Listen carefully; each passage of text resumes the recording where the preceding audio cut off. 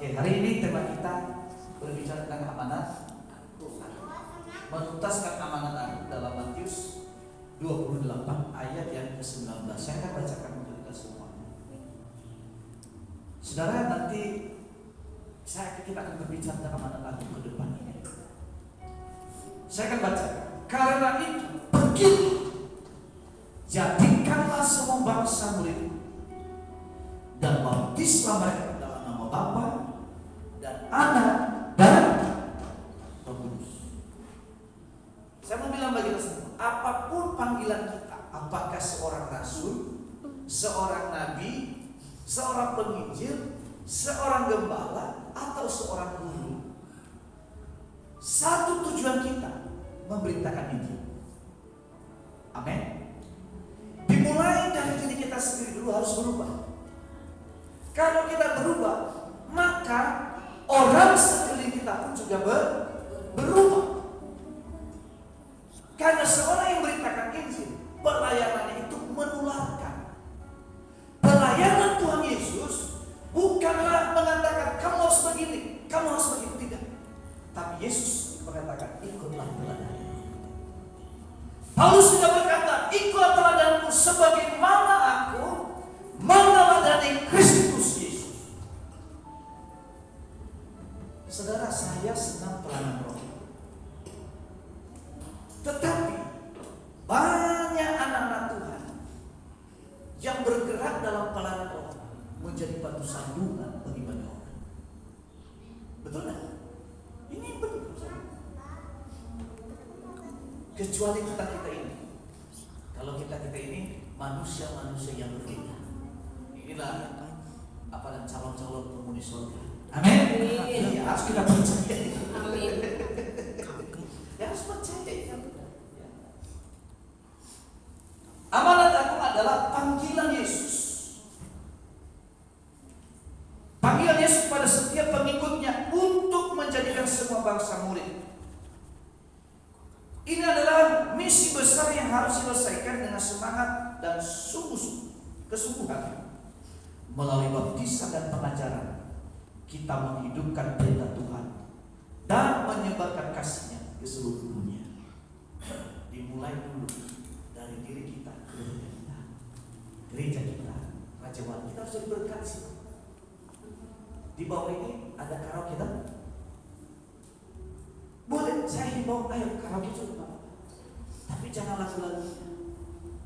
Ingat, bagaimana anak Tuhan berkaraoke? Jangan lagunya, mengapa harus begini? Tiada lagi kehangatan. Ya, maka kesepian, diselimuti.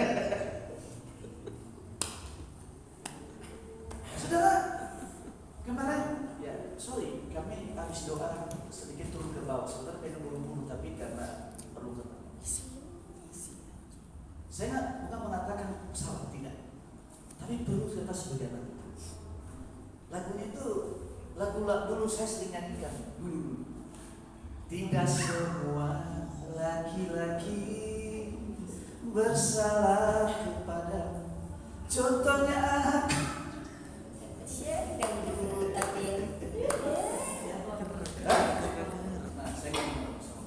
Jadi saudara,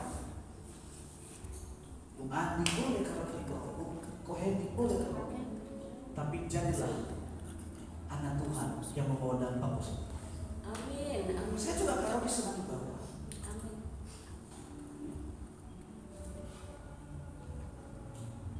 Kita harus tahu, saudara, banyak hal atau lelaki buaya darat. Nanti kalau jadi benar gimana, bahaya loh. Sudah ada korban lagu itu. Tahun 2004 yang lalu kan lagu itu. Lelaki buaya darat itu populer tahun 2004. Dan akhirnya apa? Suaminya benar-benar jadi Buaya darat. Buaya darat.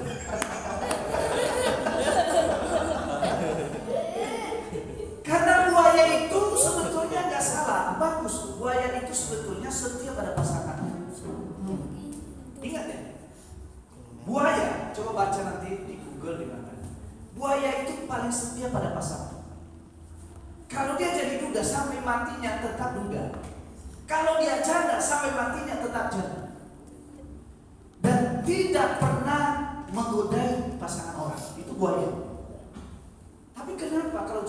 statusnya diganti. Karena begini, buaya itu bisa hidup dalam dua dunia, hidup di darat, hidup juga di Laut. Nah, yang tukang gombal itu loh, kamu satu-satunya yang saya kagumi dalam hidup ini.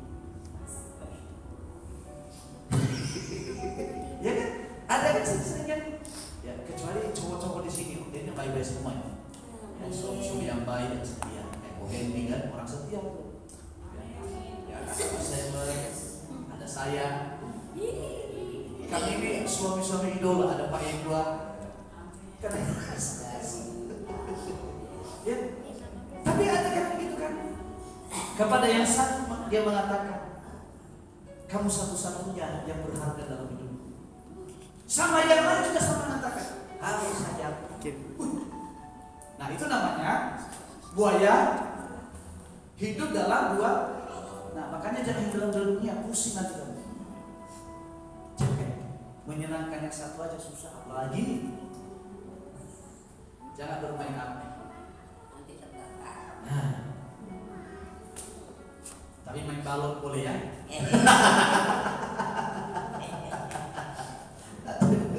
Ya. Jadi saudara kasih Tuhan, amanat aku, pemahaman dasarnya sederhana. Kita harus jadi berkat. Amin. Kita baru mulai gereja ini, tapi kita sudah mulai jadi berkat. Dimulai dari saudara sini. Mulai dari tempat ini, yaitu kita ibadah hari ini. Karena apa? Kita masing-masing kita jadi berkat. Melalui persembahan kita berikan akhirnya kita bisa ibadah. Kita bisa mendoakan tempat ini, mendoakan sekeliling. Kemudian saudara kita yang kena dampak bencana juga kita menjadi berkat. Itu di situ. Saudara mungkin hanya mereka mengatakan Tuhan terima kasih, berkatilah orang yang memberi. Kita nggak tahu waktu itu. Tapi percaya, tepat pada waktunya kita akan menuai. Amin. Asal kita jangan jemur-jemur berbuat, Baik. jangan bersusu. Itu kata dasarnya, nggak usah ribut-ribut dulu. Itu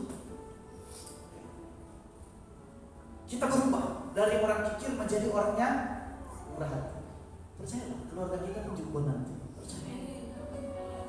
Tadi saya ngomong sama anak saya di mobil. Saya bilang sama anak saya, papamu ini gampang kaya. Kenapa bilang gampang kaya? Kalau secara ilmiah ya, sekarang itu banyak orang yang jahat. Bahkan pendeta pun diajak berdosa. Misalnya gini, dia selingkuh sama orang. Supaya apa perselingkuhannya datang sama pendeta, Pak, boleh nggak pendeta tolong? Persyaratan aja Pak, keluarkan surat, tak lain 50 juta. Iya, ada begini. Nah, ngomong saya bayar 50 juta. Wih, juga 50 juta. Wih. Tapi karena saya udah hampir tergoda, karena bayar 50 juta lumayan. Gak mau di kampung saya mungkin. Tapi hampir tergoda saya, tapi tiba-tiba ada saya bilang, gak bisa Pak. Kalau mau diberkati, pertama harus berjemaah minimal setahun. Yang kedua, harus ada pengantar RT RW lurah. Ketiga, harus ada saksinya Pak, gak bisa. Saudara, dan banyak jati-jati yang ngomongin ke saya sendiri. Jadi saudara kasih Tuhan, itu gak ada yang tahu sebetulnya kan? Gak ada yang tahu. Siapa yang tahu? Cuma saya dengan Tuhan. Tapi dampaknya kepada anak-anak saya itu luar biasa. Kenapa saya ngomong begitu? Karena dia bercerita. Karena terus bersyukur punya anak seperti aku. Bersyukur. Di sekolah saya itu semua udah ngerokok. Apa ya? Bukan rokok sih. Hah? Fake. Ya pokoknya itu. Ngefake. Nah. Fake. Ya, saya nggak terlalu tahu. Maklumlah saya itu nggak ngerti saya. Ya, jadi saudara, kemudian ya boleh dikatakan pergaulan mereka ya menurut Kristen ya menimpa, kan begitu ya. Semua mengalami demikian. Coba saya bilang begini, kenapa kamu tidak sama seperti mereka dan tidak bisa ikut seperti mereka? Karena uangnya kamu makan itu uang yang halal. Papa kasih uang itu hasil kerja keras. Betul nggak? Karena uang yang panas itu akan dampak panas. Saya kasih uang sama Bu Lesti misalnya, Bu Lesti pasti senang. Tapi di satu saat, walau Bu Lesti sangat mencintai saya apa adanya, sewaktu-waktu bisa panas dan bisa meninggalkan saya sewaktu-waktu. Kenapa? Karena yang dinikmati uang yang panas. Jadi bukan kebetulan kalau kamu begitu, bukan karena apa? Itu karena orang tua menabur hal yang baik walaupun tidak diketahui oleh banyak orang. Yang namanya anak ada yang sempurna, ada pasti ada titik kelemahan, tapi kelebihannya harus terlihat. Bukan begitu Tano? Iya, Tano punya kelebihan yang luar biasa, membantu saya di sini. Wih, luar biasa tuh. Nah, jadi saudara, itu kalau kata sederhana bicara tentang anak aku.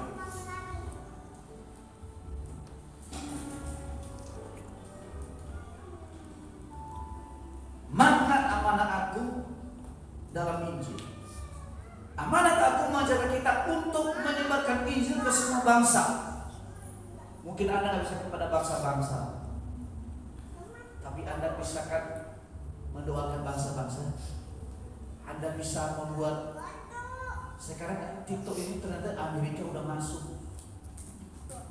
Jangan hanya bisa berjoget-joget di mana-mana.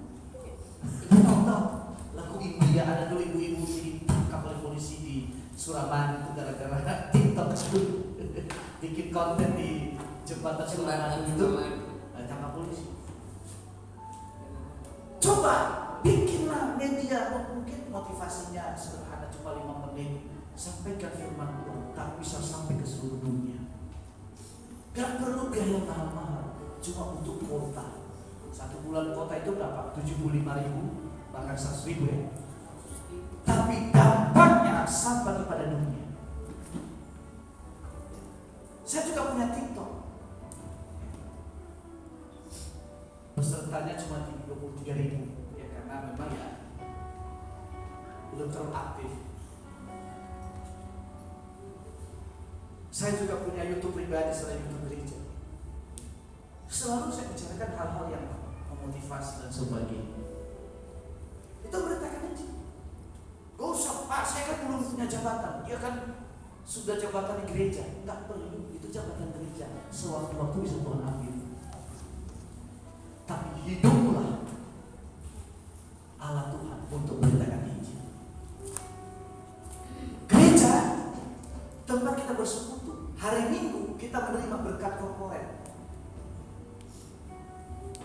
Artinya berkat pelipat gandaan yang digabungkan. Makanya Alkitab mengatakan jangan menjauhkan diri dari pertemuan ibadah. Hari Minggu kita diperlengkapi, hari Senin sampai hari Sabtu kita harus menjadi berkat. Itu. Ini adalah perintah menekankan pentingnya membuat murid dan membimbing mereka dalam iman.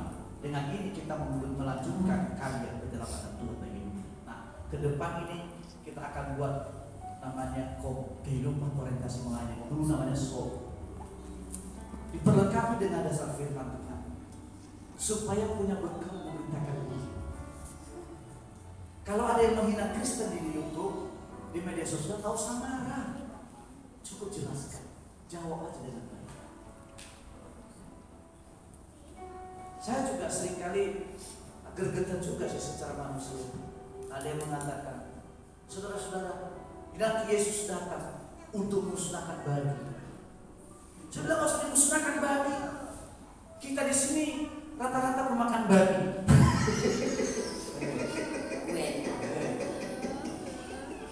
Ketemu kuliner babi bisa dipanggang.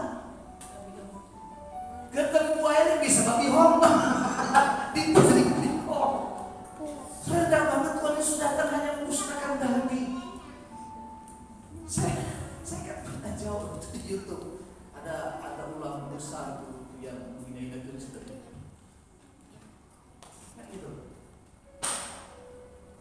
kita harus bekali dengan firman. Kita jawab dengan baik, kita menjelaskan dengan baik. Gak usah bela iman Kristen. Iman Kristen itu harus dibela. Gak usah bela Alkitab. Alkitab itu membela kita. Tuhan Yesus itu membela kita dengan caranya. Bukan pakai fisik, tapi pakai cara tersendiri, pakai lain.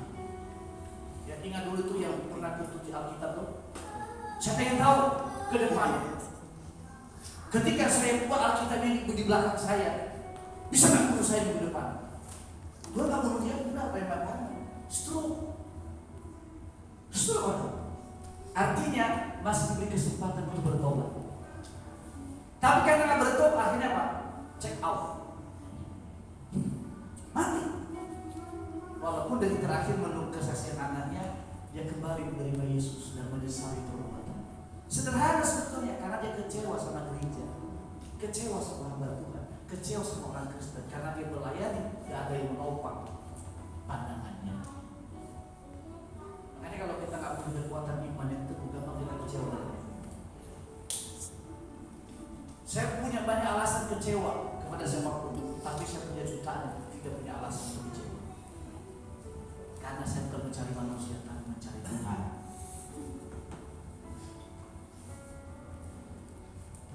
Perintah Yesus pada murid, bilang begini, Yesus merintahkan murid-muridnya untuk pergi dan membaptis dalam nama Bapa, Anak dan Roh Kudus. Ini bukan hanya tugas, tetapi juga panggilan hidup, membutuhkan komitmen tinggi. Melalui langkah ini kita menjadi saksi nyata kuasa dan kasih Tuhan bagi manusia. Ya, tentu memang karena negara kita negara hukum, jangan sembarangan baptis orang. Ada aturan mainnya. Kenapa? Negara ini negara hukum. Siapa yang mengeluarkan surat baptisannya? Nah, kalau tiba-tiba Anda mengeluarkan surat baptisan dan mengatasnamakan pendeta, bisa ditangkap polisi. Amin. Nah, makanya ada kolaborasi. Misalnya di sini ada yang membawa jiwa-jiwa saya baptis, upah kita sama kok, saudara. Cuma itu.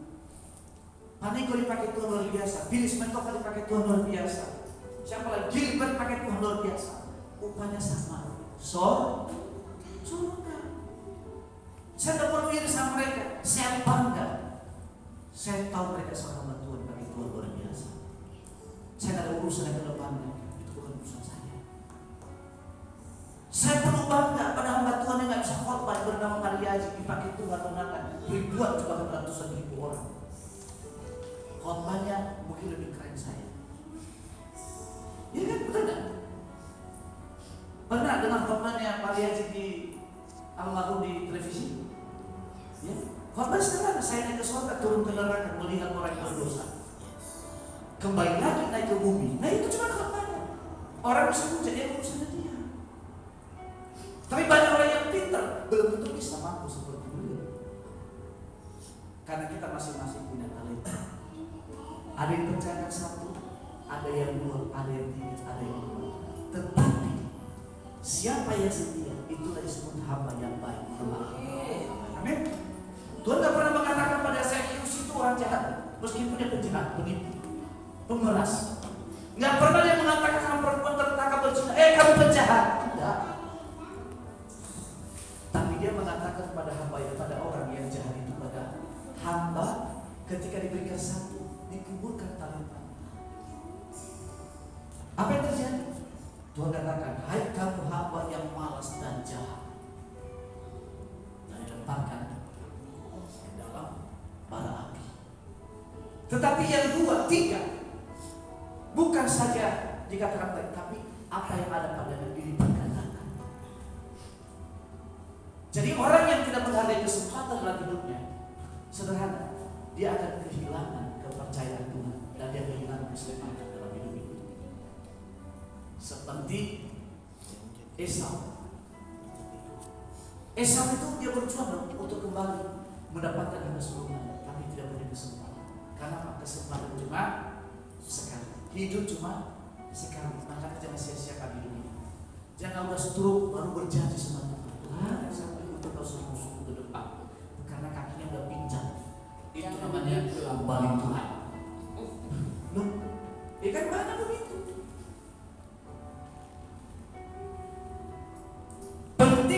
menjadi murid semua menjadi murid semua bangsa. Menjadi murid bagi semua bangsa itu adalah wujud ketaatan kita terhadap amal baik. Ini bukan hanya tugas tetapi panggilan hidup untuk menyebarkan kasih dan pengajaran Kristus tanpa batasan. Di Indonesia ini mungkin ribuan gereja yang dibakar, yang ditutup, yang dipersekusi, bahkan banyak pendeta yang dibunuh. Tapi gereja juga tidak pernah mengingat ketika ada orang kesusahan di negeri ini. Termasuk bencana alam yang terjadi. Yang belum lama di Purwakarta gereja ditutup, di Sukabumi dipersekusi, bahkan digebukin, salib diturunkan, rusak tempat ibadah. Di Riau, di Depok yang dekat-dekat. Tapi ketika ada bencana alam di mana kita nggak bertanya, kamu Kristen bukan? Kamu Kristen tahu kan? Tidak. Memberi tanpa pamrih. Dan mereka tahu sebetulnya itu yang memberi itu adalah orang-orang yang mengasihi Yesus. Ya. Beritakan Injil melalui tindakan. Beritakan Injil melalui doa syafaat. Beritakan Injil melalui perubahan hidup kita. Implementasi amanah agung dalam kehidupan kita artinya memberikan kabar baik, menyampaikan pesan kasih dan keselamatan Yesus Kristus kepada orang-orang sekitar, baik secara langsung maupun melalui media sosial. Menjadi teladan, menjalani hidup yang mencerminkan nilai Kristiani sehingga orang lain tertarik untuk mengenal Yesus melalui perbuatan kita. Saudara, pernah dulu kami pergi sebuah tempat. Saya kenal sama si Desi di situ. Waktu saya belum kenal namanya. Saya itu suruh khotbah. Saya ketakutan, saudara. Jujur saya ketakutan. Makanya khotbah saya cuma 5 menit. Itu berasa 1 jam. Karena yang mendengar khotbah saya bukan orang Kristen. Akhirnya saya belokkan. Oh iya, saya ceritakan tentang Isa Almasih. Mereka juga senyum mendengar. Tapi saya belum berani mengatakan nama Yesus. Untuk kedua kalinya datang lagi ke sana teman-teman. Mereka doakan kepala desa. Dalam nama Yesus diusir mereka. Kalau nggak pergi dari sini, kalian harus. Akhirnya Pak tuan rumah di sana terpaksa harus pindah karena apa? Takut intimidasi. Keberanian perintahkan itu bagus, tapi perlu hikmah dari Tuhan. Amin. Amin. Ketika saya ceritakan Isa Almasih, mereka ada acara itu Isa Almasih, begitu kerennya namanya. Nanti mereka cari sendiri, nggak usah terlalu terima Yesus kan?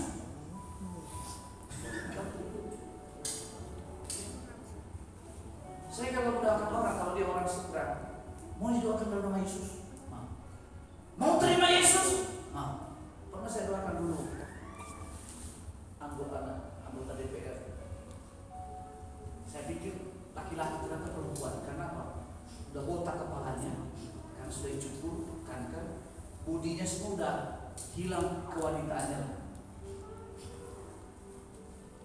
Nah, waktu saya pikir laki-laki, saya akan lupa, Pak, itu perempuan. Oh ya, sorry, maaf ya. Ini bukan orang Kristen. Saya ngomong, mau saya doain? Karena apa? Keluarganya minta supaya mati. Kan orang kan undang pendeta kan supaya sembuh keluarganya. Ini kali ini beda. Saya diundang doakan mati. Karena apa? Susu udah masuk ke sini. Mohon maaf ya. Di dadanya juga susu. Sorry, di kewanitaan juga ada susu masuk. Dokternya takut. Dokternya ngomong, Pak, apa aja ya? Karena masalah, ya udah. Ketika habis doakan itu kan, baru kali saya lihat kawat itu hitam. Baru kali seumur hidup baru kali itu lihat. Katanya bisa dengar kayak emas, padahal enggak juga. Udah dokternya takut bilang sini guntingnya apa itu tang mencabut cip. Baru kali itu saya kayak dokter mencabut. Ya terima Yesus. 3 hari kemudian inna lillahi wa wa inna ilaihi raji'un. Akan saya telepon keluarganya, Pak, kalau kita akan puji Tuhan, adik, kakak, mama sudah Tuhan. Terima kasih ya Pak. Saya suruh mengatakan, saya mengatakan, iya terima kasih Tuhan berkati. Gak mungkin kan?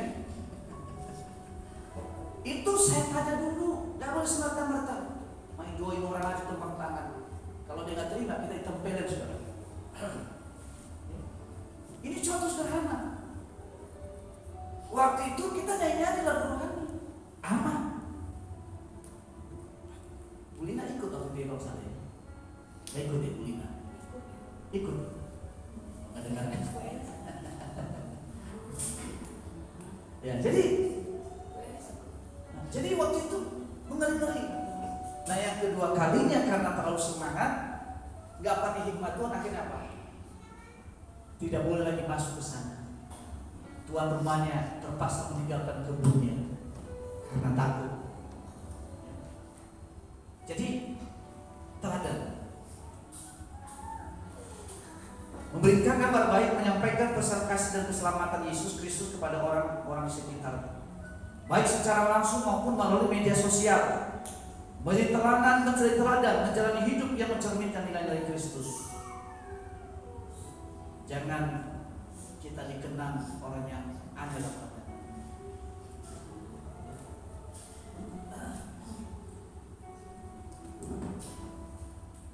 Mengajak dan membimbing orang lain.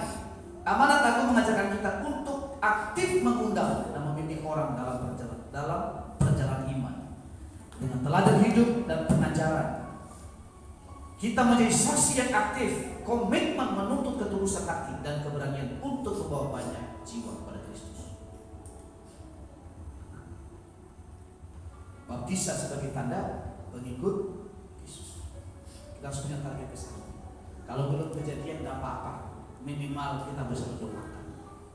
Doakan hamba bantuan yang menginjil supaya dipakai Tuhan luar biasa. Amin.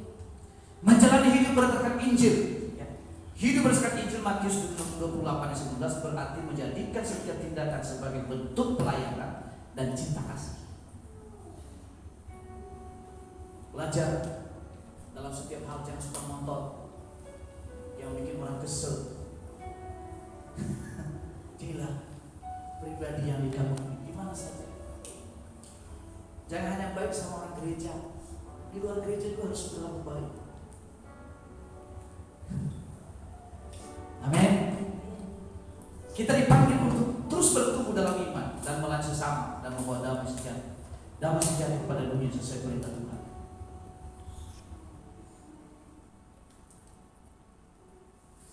Terakhir, amanat Agung adalah panggilan untuk menuntut kesungguhan hati dan aksi nyata dalam kehidupan sehari-hari dengan menjadi murid sejati, membaptis dan mengajarkan firman Tuhan. Kita meneruskan misi Kristus. Oleh karena itu, mari kita kuatkan komitmen, berani membawa damai dan raih kesuksesan dalam menuntaskan amanat ini. Tema gereja kita keluarga besar ke depan menuntaskan amanat Agung, dan kita bagian dari penggenapan.